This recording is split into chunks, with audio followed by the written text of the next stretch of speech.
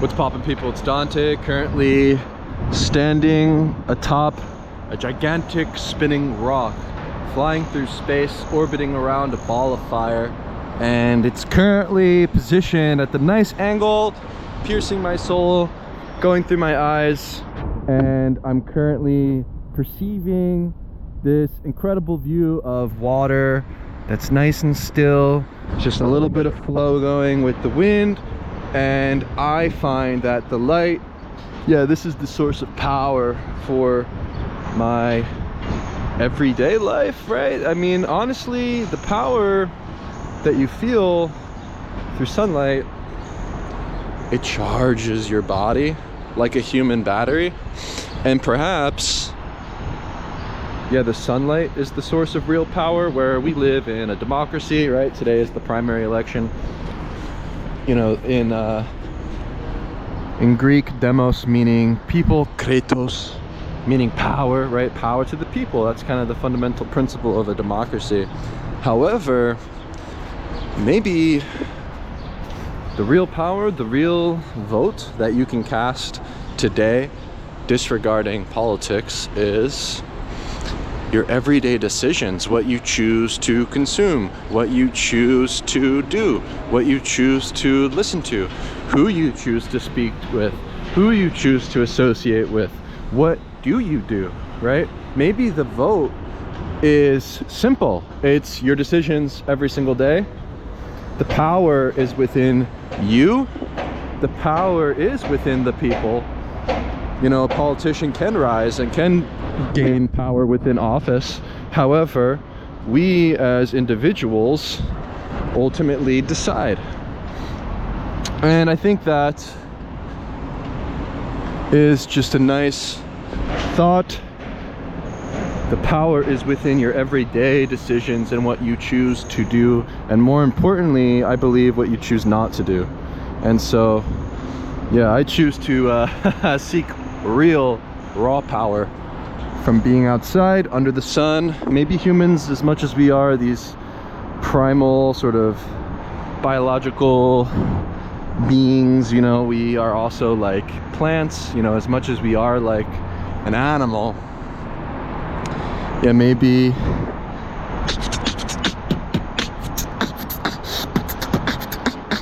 we are like plants. I just can't help but to beatbox here.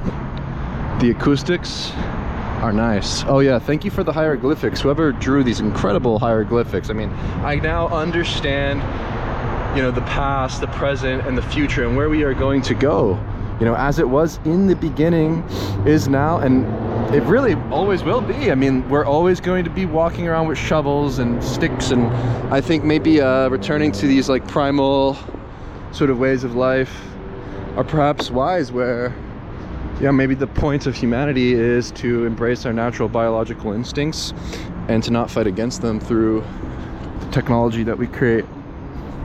Maybe the technology is within your physical flesh, in your body, in your connection to other people, and nature. Yeah, maybe the ultimate goal of humans are to merely reproduce. You know, we can either reproduce or we can get that Rick and Morty pack, baby. Oh, we got a citizen, a city dweller. It's a nice tent. There's a guy in a tent. Hey, look,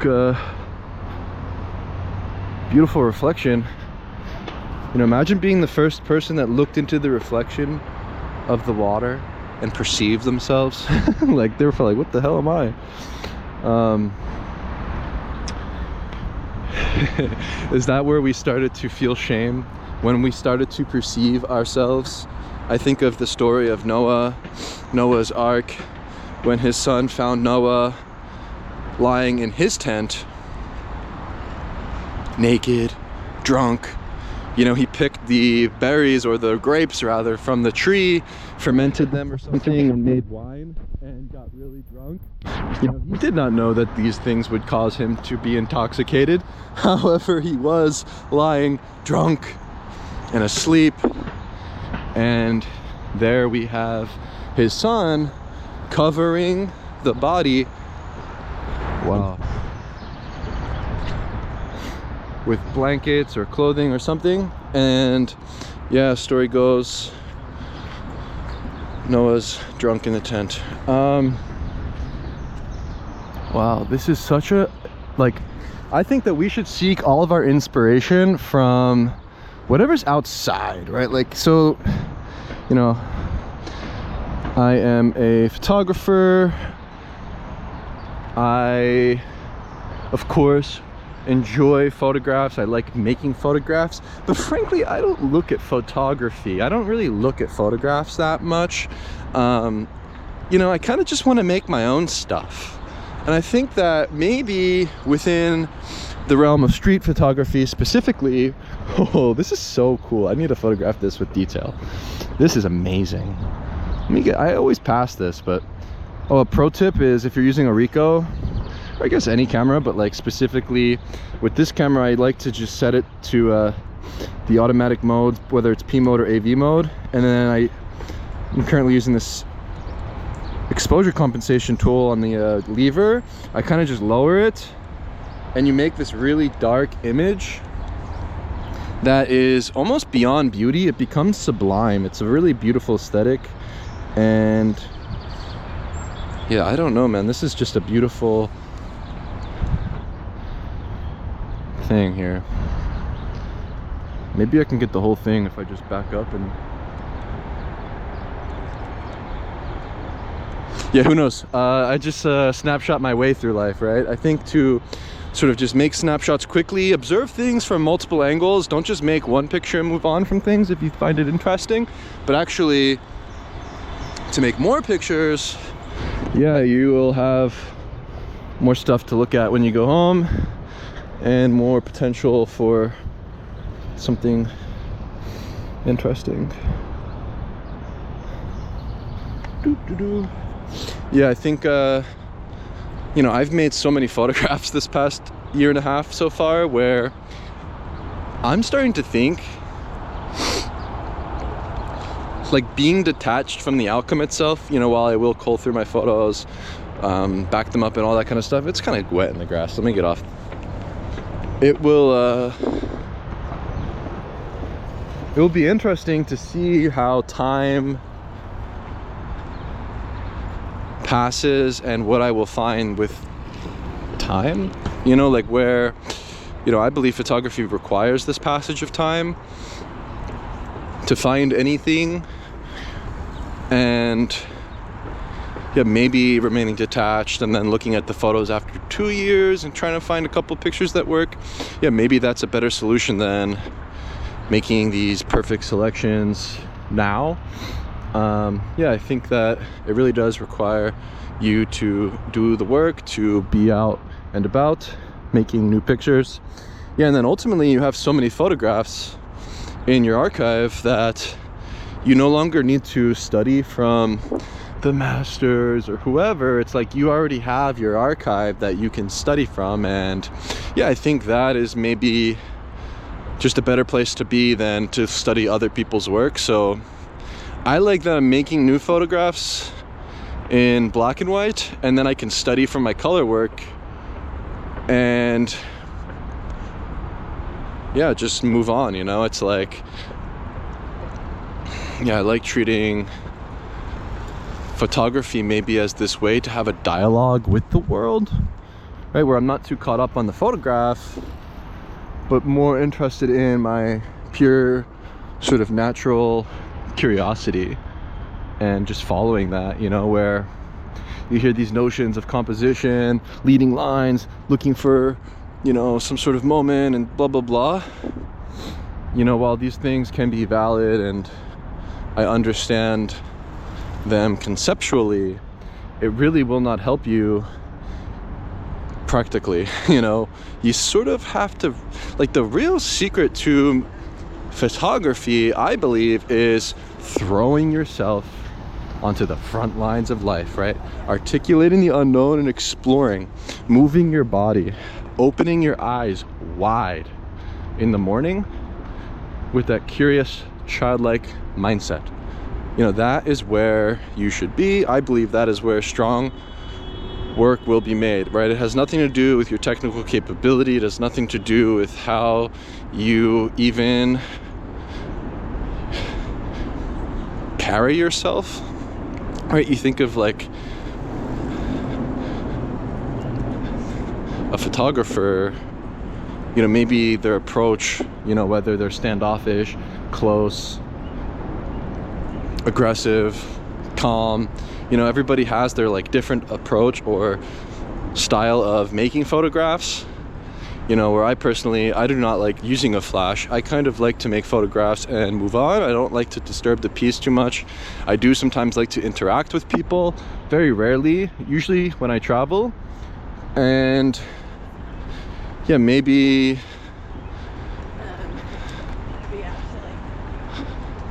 I don't know, maybe confidence. Like, I'm thinking of confidence, like you should be confident, you should be courageous, you should be strong to go out and explore and to make photographs in the chaos. You know, it does require this sense of confidence or courage.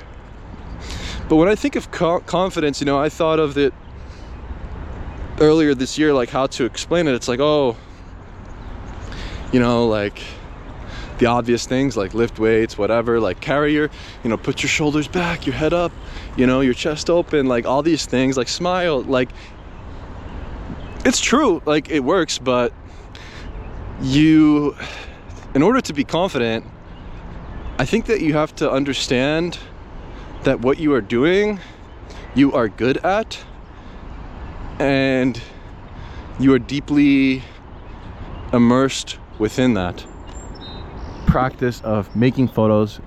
You know why you're doing it, you know, you have your why figured out. And I think that over time, the better you become, and if you become a good street photographer, yeah, if you become a strong street photographer, it's inevitable that you will be confident. And there becomes this point where you no longer need any external validation. I don't need feedback from anybody. I don't need any guidance. You know, I know that I am capable, I am confident in what I am doing. You know, what I am doing now, it may not make too much sense, but I know that it makes sense to me. It doesn't really matter if it makes sense to others. And I think that is probably just a good place to be. You know, real confidence comes in the confidence of your own work. It comes in the confidence of what you're doing. It comes in the confidence of why you are doing it. And ultimately from there, IDGAF, I don't give a fuck. It's like, just kind of go through life, floating through the chaos without a care in the world, kind of just being cradled by the abyss.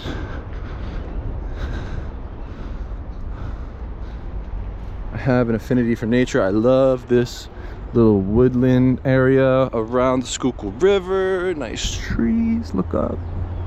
You know, I like making this walk each day, you know, as a city dweller, as a citizen, as a member of the United States of America. You know, as a member of this democracy. Personally, I have this dichotomy where I want to be a member of it, but also I don't. You know, it's like, it's kind of just funny. It's like, I want to go my own way. I want to forge my own path. And I think that what happens in society in general, in cities specifically, is social contagion, sort of like mindsets, ideologies, philosophies, religions, things sort of become spread much more rampant and easily now with the advent of technology, especially platforms like Instagram, Facebook, YouTube, etc. Yeah, it's much more easy to succumb to these basic, boring,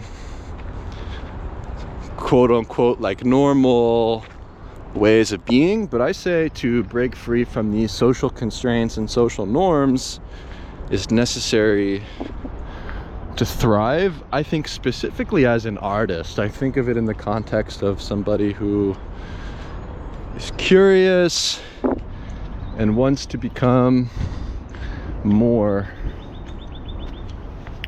And so, morning. A lot of runners in the morning. You know, yesterday I actually, and so the thing is with social, I think of this time I had in Rome. I really stayed to myself. I was in a class and, you know, with other students, you know, I kind of just wanted to go to the class, learn a little bit of Italian. You know, I remember ogni giorno è una battaglia per la tua mente. Okay, every day is a battle for your mind. I know nothing. I should go back and learn more. However,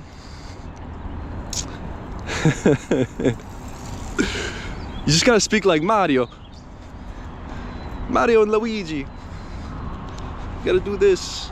This is hey, mother. My brother Giulio, he makes the best of pizza. Okay, that's how you speak Italian. You just gotta speak like that. You don't actually have to know any of the language itself. But yeah, I remember, you know, there's this point where, you know, people want to kind of drag you out and take you, you know, come to the bar, you know, let's go out or whatever. Then you try to, and then it's like you realize, like, wow, like that is not for me. Like these bars, clubs, and places, they're just filled with like chaos. You see people just like scuffling and fighting and beer bottles smashing, and it can be fun. There's some novelty to it, but maybe like once per year max.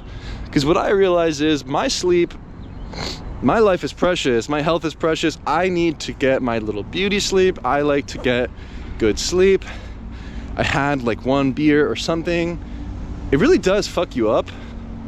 Like any little beer, lack of sleep, stuff like that, like I think it's just best to avoid. It's like maybe we should just focus more on ourselves.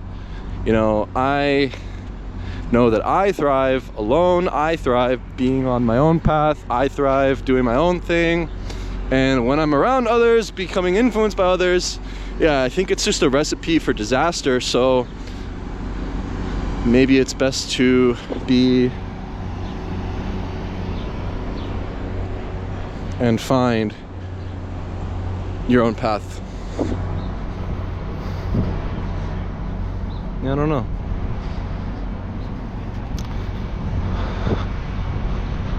Wow, what a beautiful, oh wow, this is great. Got the snap focus infinity camera settings. Anyone that's obsessed with like cameras and camera gear and all this kind of nonsense, yeah, I wouldn't trust. And so we march with confidence. Wow, this is a disaster. You know, so many people steal bikes, you know, like you can lock it up. I don't know, maybe they locked it up, they took their wheels, I don't know. Half the time people just get the big like electric saw or something, and they like cut off the the bike frame and they'll steal the bike. It's like, can you really protect your bike in a city these days and leave it out? Probably not. That's why I see these scooter riders, and yeah, maybe the scooter is a good idea for commuting because you can bring it into an office or into somewhere, you know, it folds up, and also you're standing, which is good. So maybe a scooter, yeah, maybe that's a good thing to have in cities. I know my brother rides his to work. That makes sense to me because it's just easy to bring with you. You don't have to worry about it. You can get one of those like cheap electric scooters that just have a little bit of charge on it, and yeah, it's not like this expensive bike or something that always gets stolen in the cities. It's really a problem. However, I think that biking in Philadelphia is beautiful. If you just go to the Schuylkill River Trail, bike there, you can go for many, many miles. The furthest I ever go to is to Valley Forge. So from there to there and back, it's like 20 miles, 25 miles or something. It's really not that bad. It's like 2 hours.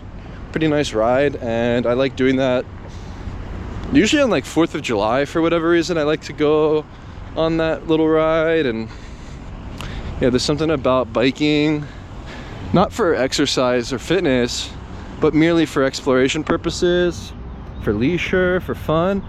And yeah, the more I'm thinking about it, like I've been going to the Philadelphia library, the free library, picked up some books, I was reading them, whatever. I think I find like a nice spot in the park and read a book. But I often find that for me to sit down, it requires a lot of effort. Like I need to be running, or not running, walking and standing. And you know, I guess I could stand, I can read the book and walk around, but it's like maybe a better solution for me would be audiobooks. So I'm gonna give it a try, report back how I think about it. You know, maybe if I listen to an audiobook while riding a bike, you can kind of knock out two birds with one stone, like those two birds right there. Yeah, with I'm shooting twice. I guess you shoot once, and then yeah, you can enjoy both the movement and motion of biking and learning. Yeah, I tried it out with the Iliad. I thought that was cool. Like maybe listening to like an orator or somebody is more engaging than even just reading the text. You know, maybe that is like the future way of reading. I should start doing it. Man, this is the most beautiful part of the city. There's an objective beauty to this location. You really can't beat it. There's old fountains and sculptures. There's beautiful trees and flowers. There's pavilions. There's the Philadelphia Museum of Art. There's the skyline. There's a bridge. There's paths. There's beautiful railings. There's so much here to sort of get lost in. And it's starting to get hot. It's like 45 degrees Fahrenheit, but with the sun, you know, it's hot. You know, there's a real difference between being on the shady side of the street and being in the sunlight. Wow, look at my favorite flickering lamp post. You know, these lamps are incredible. Oh wow, I see the plane flying into the sun. Hey, maybe the plane's gonna hit the sun. Oh no.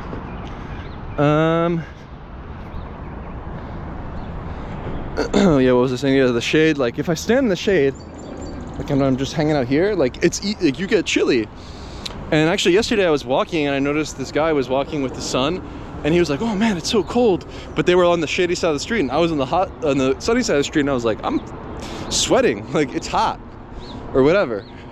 So like there really is something to be said about just the differences of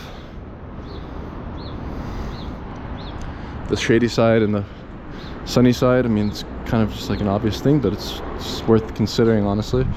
And yeah, maybe the people that prefer the shady side of the street are ghouls and goblins.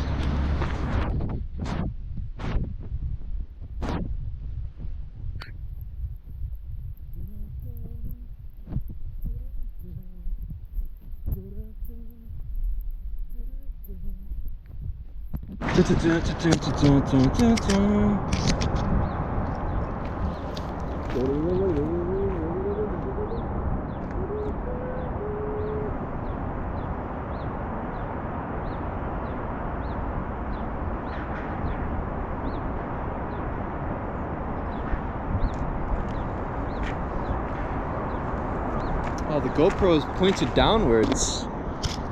Oh, I should have brought my kendama today. I can juggle a rock.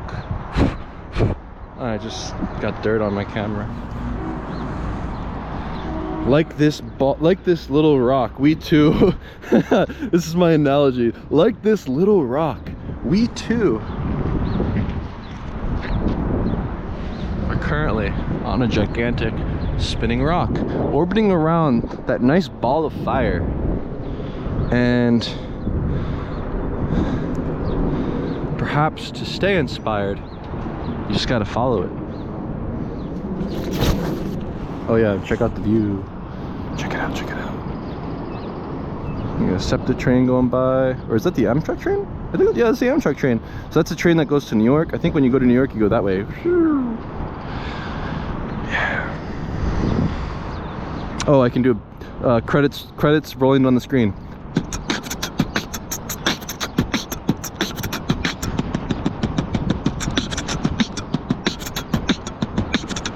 See my name?